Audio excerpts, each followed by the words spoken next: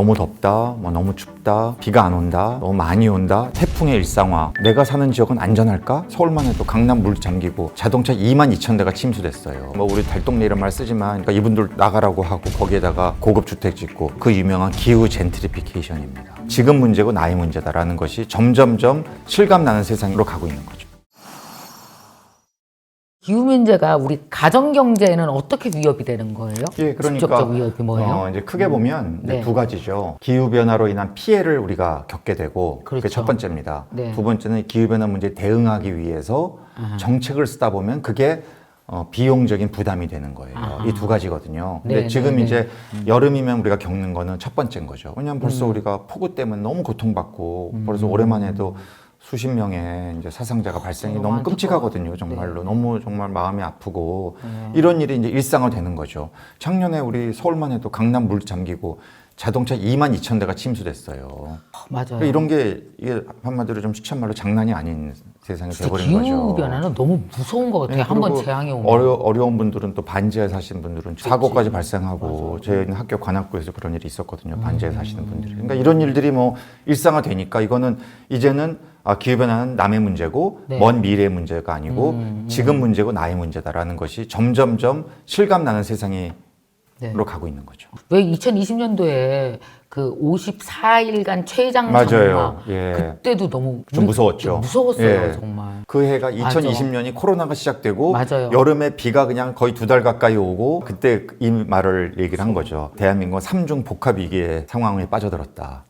기후변화, 기후위기, 질병위기, 경제위기. 왜냐하면 질병위기 때문에 경제가 올스톱했잖아요. 자영업자 다 안 되고 관광 안 되고 뭐 일단 꼼짝없으니 다닐 수 없으니까. 그러니까 이 세 가지 위기가 기후, 질병, 경제 이 세 가지가 그냥 대한민국의 삶을 완전히 옥죄했는데 그 중에 하나가 그 최장 장마가 또 이게 우연찮게 그 해에 같이 벌어진 거죠. 사실 그러고 생각해 보면 작년에 비가 많이 왔죠. 올해 지금 이렇죠. 사실은 그냥 여름에 한번 한철 지나가는 거가 있지라고 생각하기에는 이 이상 기후 현상이 너무 자주 있는 거예요. 너무 그리고 강도가 커지죠. 대한민국만의 문제가 아니고요. 다 그렇죠. 유럽도 그렇고 미국도 그렇고 지금 뭐 너무 심각해요. 작년 여름에 유럽에서는 그 다 선진국 있는 나라에서 단수 조치까지 했으니까 너무 가뭄이 심해서. 아니 영국 같은 선진국 단수 조치한다는 게 이게 쉬운 일이 아니거든요. 그래서 집 안에서 물만 쓰게 하고 집 밖에 뭐 잔디에 물을 준다든지 자동차 세차 아예 물을 껐어요. 수도꼭지를 잠갔어요. 관계 당국이. 이런 일이 막 일상적으로 벌어지니까 아니 본인들이 절약한 게 아니고 아예 아니고 꺼버렸다고요? 꺼버렸어요. 한동안. 헐. 공급 코타를 정도가 된 거니까 이제 너무 덥다, 뭐 너무 춥다, 비가 안 온다. 너무 많이 온다. 이제 이런 일들이 자꾸만 벌어지고 아마 이제 우리 국민들께서도 이게 내가 사는 지역은 안전할까? 아마 여름만 되면 이제 생각할 겁니다. 그런 거 걱정 안 하고 살았었잖아요. 네, 우리 별로 이제 그런 거 안 하겠네요. 했죠. 그 사실 미국이나 이런 데는 해안가의 대저택, 우리 영화 보면 나오잖아요. 예. 저택에서 바다를 바라보면 막 이런 게 지금 멋있잖아요. 네, 이런 이제 부동산 시장의 변화가 와요. 아 그래요? 해수면 상승, 태풍의 일상화. 아. 내가 여기 사는 게 과연 내 돈 잘 쓰는 건가? 이런 생각하는 거죠. 부동산 시장의 지형이 엘리베이션 높은 데로 간다. 안전하게. 왜? 물 찰까 봐. 실제로 그런 일을 부동산 개발업자들이 높은 지역의 땅을 매수해서 고급 콘도를 짓고 이런 일들이 해안가에 있는 대도시 미국에 이제 벌어지고 있는 일이에요. 이게 이렇게 시장의 변화를 가져오는 몇십 거죠. 년 안에 그런 변화가 기후에 그래서 따른 주거 변화가 있겠네요. 거기에 살던 분 몇십 년이 아니라니까 지금 벌어지고 있다니까요. 높은 데 살던 분들이 보통은 뭐 우리 달동네 이런 말 쓰지만 이렇게 네. 저소득층 분들이 많이 사시거든요. 네. 갑자기 땅값이 오르고 부동산 값이 오르고 하니까 이분들도 나가라고 하고 거기에다가 매입해가지고 고급 주택 짓고 돈 많은 사람들 글로 옮겨오고 이른바 이게 그 유명한 기후 젠트리피케이션입니다. 기후 젠트리피케이션이 못 들어봤어요. 저 지금 처음 처음 들어요, 들었어요. 교수님에게. 원래 젠트리피케이션 들어보셨어요? 이 예, 알죠. 홍대가 유명한 예. 젠트리피케이션의 지역 아니에요. 네, 예. 과거에 인기 없다가 여기 확 몰리면서 예, 상권 예. 몰리면서 전체적으로 부동산 가치가 좀 올랐잖아요. 네, 네. 원래 살던 분들 이제 임대료 감당 안 되고 해서 나가고 이제 들어오고 근데 이제 기후가 이걸 촉발한다라는 클라이밋 젠트리피케이션 이게 지금 실제로 벌어지고 있는 일이에요. 한국도 아직은 이 현상이 가시화되지는 않았지만 제가 최근에 이렇게 들어보면 부동산 업계에서도 특히 투자 신탁 회사 이런 데서 연락이 저한테 와요. 오. 부동산 쪽에 미치는 영향은 어떨 거라고 보십니까? 어떤 건물이 앞으로 유망합니까? 이분들은 이야. 기후에 관심이 뭐 환경을 사랑해서라기보다도 시장에 대한 관심으로. 근데 이거는 저는 바라던 바입니다. 모든 사람이 다 환경과 기후에 다 올인할 필요는 없어요. 시장의 논리가 바뀌면 됩니다. 이게 중요한 거예요. 그 시그널을 제대로 주는 게 중요한 거죠, 정부가. 네. 경제 주체가. 아하. 기후가 나와 충분히 연관이 있으면 엄청난 연관이 있는 이게 거죠. 이거에 대해서 내가 관련돼서 뭔가 액션을 취하지 않으면 안 돼라는 인식을 각자의 위치에서 각자 가져야 그렇죠. 되는 우리가 거죠. 사실은 자기 개인적으로는 자기 사는 지역 네, 또는 네, 좀 네. 넓게 보면 자기 공동체, 지역 공동체. 그래서 우리가 요새 기후 관련해서 회복 탄력성이라는 말을 써요. 네, 네. resilience.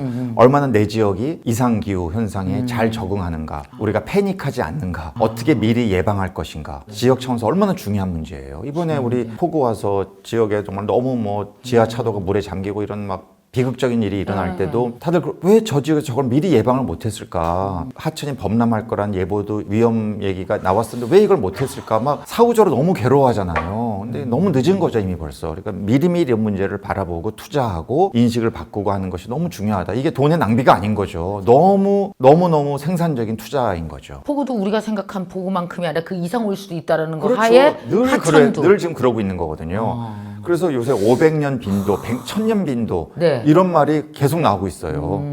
그 500년에 한 번 온다는 게 자꾸만 오는 거예요. 그러면 이게 500년이 아닌 거죠, 더 그건 이상. 아니지. 아니죠. 자꾸만 오니까. 와 이게 진짜 심각하네. 이건 또 무슨 얘기예요? 기후위기가 산모의 건강에 영향을 미쳐요? 이건 뭐 저는 제 분야는 아니지만 제가 네, 논문을 네. 읽어봤더니 아, 이제 예, 의학자들의 이런 네. 엄청나게 이제 많은 산모들을 대상으로 이렇게 대단히 빅데이터 분석을 해 보니까 네. 이 날씨가 더워지면 산모의 조산 또 사산 그래요? 이 확률이 올라간답니다. 기후 상승과 연관이 있어요? 이 더위와 관련이 있대요. 이게 헐. 무슨 의학적인 무슨 이게 있더라고요, 메커니즘이. 당연히 산모의 몸에 영향을 주고 환경 뭐, 영향 받겠죠. 이런 것들도 개인적인 관점에서 보면 참 결국은 이제 여기에 이걸 피해가기 위한 뭐 적절한 이런 더운 지역에서는 에어 컨디셔너 같은 거 이런 게 중요한데 여기에도 또 불평등의 문제가 생겨요. 이게 부자들은 여름을 시원하게 날 수 있는 여건이 있지만 경제적인 여력이 되지만 그렇지 않은 사람들은 그렇지 않기 때문에 이런 산모에 피해를 줄 수 있고 심지어 저소득층의 자녀들의 학교 성적에도 영향을 주고 왜냐하면은 그 아이들이 다니는 학교는 또 에어컨이 없는 데도 많대요. 심지어 미국도 그 잘 사는 나라 미국도 지역별로 에어컨이 장착되어 있는 중고등학교의 편차가 굉장히 크답니다. 그래요. 한국은 그래도 에어컨은 대부분 이제 많이 보급이 미국 갈 때마다 됐거든요. 왜 미국 실내 가면 얼어 죽게 틀잖아요. 그런데 에어컨을. 또 학교는 그렇지 않은 데가 많대요. 아 그렇구나. 도심에 있는 학교에 특히 이제 저소득층 밀집되어 있는 지역의 학교들의 조건이 열악하답니다. 날씨 덥고 그러면 이제 시험 성적 이것도 아주 굉장히 최근에 나온 유명한 연구에 미국에서 굉장히 많은 학생을 대상으로 연구해봤더니 더위가 학교 성적에 부정적 영향을 미치더라. 불평등과 불평등하고 직접 관련돼 있는 관련이 있네요. 직접 관련이 있죠. 그럼 이거는 정부가 에너지 정책을 미래 사회를 예측하면서 잘 짜야 되네요. 다시 한번. 그래서 종합적인 플랜이 필요해요. 그러네요. 예. 이제 기후위기 얼마나 심각한지 개인에게도 분명히 영향이 있고 이거는 정말 이미 와 있다. 라고 우리가 생각을 할 텐데 그러면 이걸 해결하기 위해서 막 그렇대 막 이렇게 얘기하고 나서 그럼 나는 그러면 쏙 들어가잖아요. 그럼 너는 네. 그러면 쏙 들어가고 사실 우리의 몫을 조금씩 나눠 가져야 될 것 네. 같은데 우선 기업들은 어떤 것들을 해야 될까요? 결국 이제 우리가 보통 두 가지 리스크를 말하거든요. 네네. 그러니까 산업계가 기후변화로 인해서 받는 리스크가 첫 번째 물리적 리스크라고 그래요. 물리적 리스크. 두 번째는 네. 이제 이행 아하. 리스크 이 네, 두 가지를 네, 네, 말하거든요. 네. 약간 전문적인데요. 물리적 리스크라 하면 기후변화로 인해서 극한 기상현상들이 자꾸만 빈번히 발생을 하기 때문에 그렇죠. 네. 그게 기업 경영에 피해를 미칠 수 있다. 예를 들어 작년 같으면 태풍 흰남노가 왔잖아요. 네. 그래서 포항이 물바다가 됐어요. 포항에 우리나라를 대표하는 기업이 있지 않습니까? 네. 누구나 다 아는 포스코라고 하는 기업이. 그 포스코가 물에 잠겼어요. 예. 공장이 한동안 못 돌아갔습니다. 모터가 다 물에 잠겨서.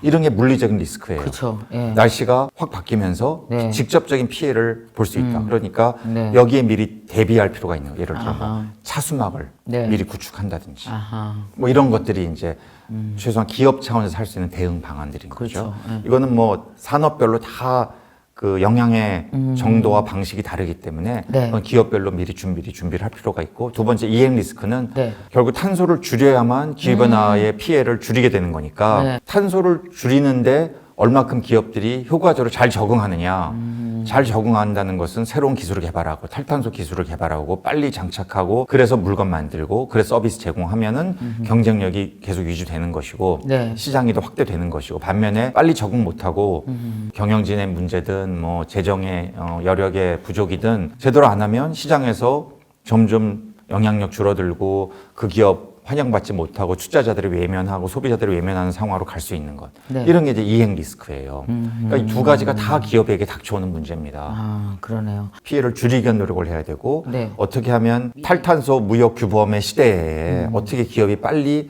여기에 맞춰서 우리의 경영 방식 우리의 물건 만드는 방식을 바꿀 거냐를 이제 고민하는 것. 빨리 되면은 리스크를 최소화시키는 것이고 그렇지 못하고 헤매고 거부하고 이러면 이제 어느 순간에 시장에서 낙오돼 있는 거죠. 그렇게 되겠네요. 이 두 가지. 기업의 임원들이 정신을 바짝 차리고 이걸 좀 확실히 들여다봐야 네, 이미 되네요. 뭐 그래서 아니 이제 우리나라 뭐 금융기관 또 대기업들 다 요새 ESG 위원회 같은 거 만들어서 네, ESG가 맞아요. 그런 거거든요. 이게 그래요. 그 E가 환경이잖아요. 그렇죠. 그게 이제 환경이 기후고 탄소입니다. 모든 건 다 지금 그쪽으로 수렴되고 있어요. 네. 그러니까 그만큼 이 기업들도 이 문제의 심각성을 잘 이해하고 있죠. 소비자들 입장에서는 어떨까요? 예, 그렇죠. 그래서 이제 요새 많이 나오는 말이 그린워싱이란 말을 많이 네, 써요. 맞아요. 알아요. 그러니까 이게 기업이 막, 우리는 뭐 환경 친화적이다, 탈탄소다 이런 얘기를 하는데 알고 봤더니 아니야. 이런 거. 그럼 이제 그런 기업들은 잘 시장에서 응징당합니다. 계속해서 속일 수는 없어요. 네. 그래서 요새는 그 ESG 펀드 뭐 이런 말도 쓰거든요. 네, 그래서 네. ESG 채권, 네. 환경 채권, 뭐 기후 채권, 뭐 이런 거 발행한다고 했는데, 봤더니 전혀 경영은 거기에 걸맞는 게 아니고 그렇게 해서 확보한 자금도 탈탄소나 친환경에 쓰는 것도 아니에요. 네, 네. 그럼 이제 시장에서 딱 보고 발표하는 거죠. 뭐. 이런 신용평가 기관도 있고 다 감시자들이 있잖아요 시장에. 이 기업 알고 봤더니 전혀 아니다. 이거 그린워싱이다. 그럼 이제 소비자들이 어떻게 반응을 보이겠어요? 저 회사 물건 안 사. 저 회사 이제 찍혔어.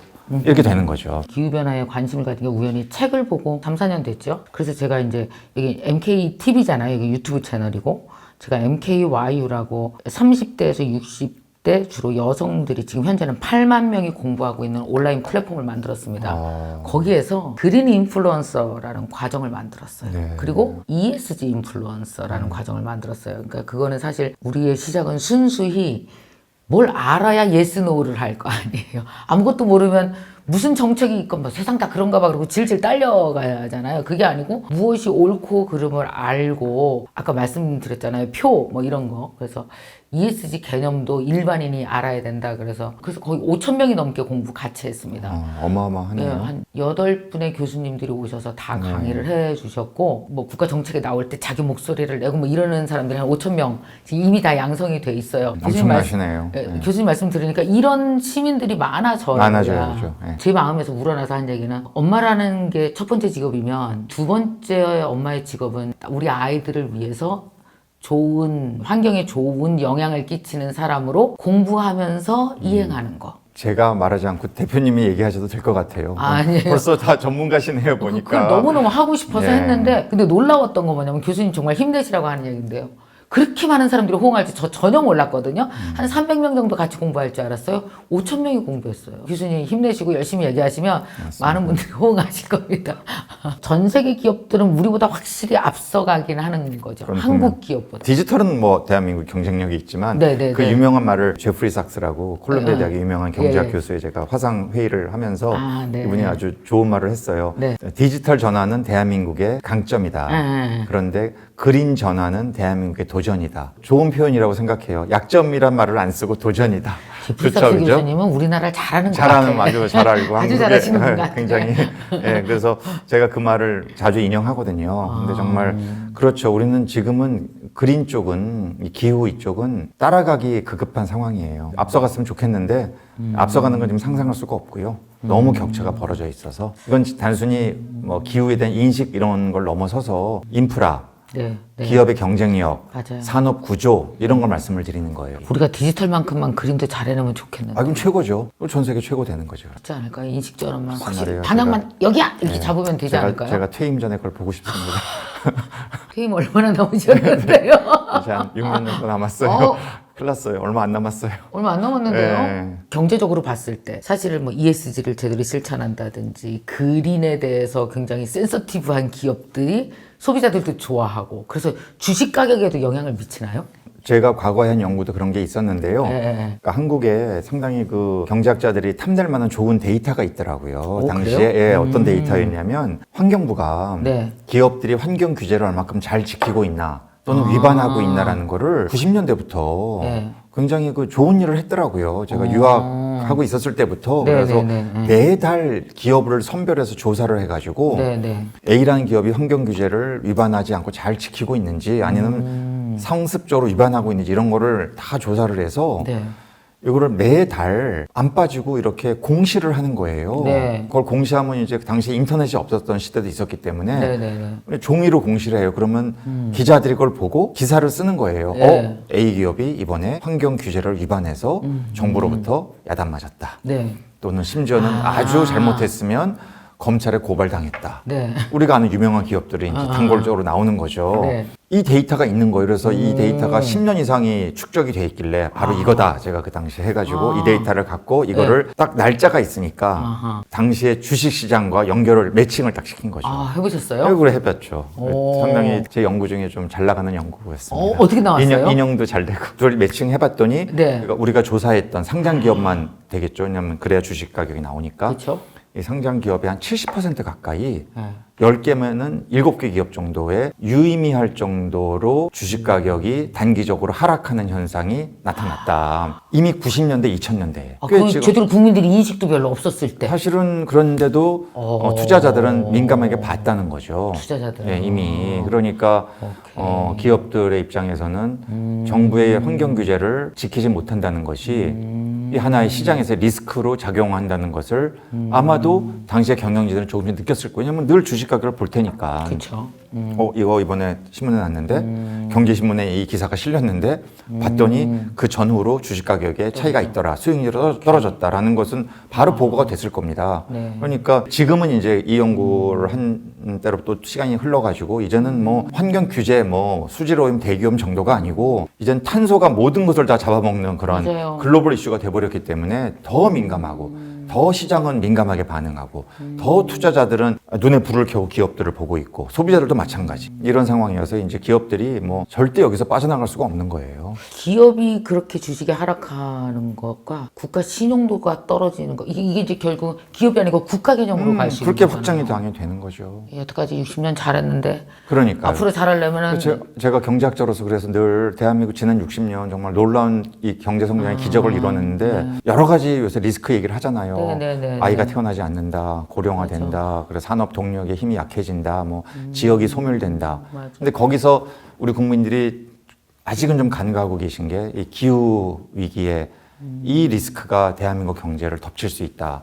제가 오늘 계속 그 말씀을 드리는 건데 이것도 제가 보기에는 훨씬 더 긴 관점에서 보면 더 근본적인 리스크가 될 수 있어요. 지금까지 잘해왔는데 여기에 적응 못하고 우리가 나락으로 떨어져서는 안 되잖아요. 그래서 저는 뭐 비관주의자는 아니기 때문에 반드시 해내야 한다. 지금까지 해왔듯이. 인식전환, 방향전환 너무 필요하네요, 진짜. 그냥 기후변화만 얘기하면은 기후위기 그러면 안 들으니까 경제랑 이렇게 해야 또 그나마 듣잖아요. 네. 응? 맞아요. 그러니까 정말 큰일 하십니다. 이렇게 이걸 딱 연결을 시켜줘야 제가 내 얘기인가 공부하다가 보다. 어느 순간에 그쪽으로 방향을 원래 경제학자였지만 네. 이왕이면 환경을 생각해서 기후를 생각해서 우리 국민이 바뀔 수 있다면 얼마나 좋겠어요. 그렇지만 맞아요. 훨씬 비용도 적게 될 거예요. 네. 그런데 제가 깨달았어요. 경제와 연결을 안 시키고는 네. 이게 잘 안 되는 것 같다. 해결할 방법이 대한민국, 없다. 특히 우리 국민들은 워낙에 성장에 목마른 국민들이기 때문에 그렇게 나와요. 국제적으로 비교해 보면 우리보다 경제 규모가 작은 나라, 더 1인당 소득이 떨어지는 나라보다도 대한민국은 여전히 성장을 사랑하는 나라입니다. 꼭 나쁘다고 생각은 안 해요. 네. 그만큼 열정이 있다는 거니까. 네. 더 잘 살고 싶다는. 근데 이제는 잘 사는 것이 기후를 무시하면 잘 살 수가 없다. 예. 또 기후 위기 쪽으로 돌린다면 또 우리에게 또 다른 기회를 우리가 줄 수 있지 않겠어요? 그게 그죠? 결론입니다. 네. 또 다른 기회가 온다. 또 다른 기회가 온다. 홍정호 교수님, 그 대한민국 최고의 에코 이코노미스트라고 불리시네요. 언론에서 지어준 거예요. 제가 그렇게 부르지는 아니, 않고요. 이거 되게 이름 좋은 것 같아요. 그래요? 멋있는 것 같아요. 정말 잘 사는 방법에 대해서는 본격적으로 생각을 해야 되는 시점이 이제 진짜 온 것 같아요. 그 중에서도 가장 중요한 게 뭐니 해도 기본 인프라 기후 아니겠어요. 이게 너무 많은데 다 영향 끼치니까 이걸 또 홍종훈 교수님께서는 열심히 다니시면서 우리를 설득하고 계십니다. 오늘 설득 100% 됐다고 확신합니다. 고맙습니다. 요즘에 진행했던 경제과외 중에서 가장 가슴 따뜻하면서도 한편은 약간 두려운 경제과외 시간이었다고 생각이 듭니다. 이제 여러분에게 공을 던집니다. 꼭 이 영상 보시고 여러분 댓글로 여러분의 생각을 좀 많이 적어주세요. 또 나중에 교수님 한번 이렇게 댓글 보세요. 어떻게 그래요? 생각하고 있는지 아, 한번 유튜브 보시면. 가면 나오나요? 네네, 유튜브에서 이렇게 보시면은 또 인사이트를 얻으실 수 있을 것 같습니다. 댓글로 여러분의 생각도 많이 적어주시기 바랍니다. 오늘 교수님 애쓰셨습니다. 고맙습니다. 고맙습니다. 네.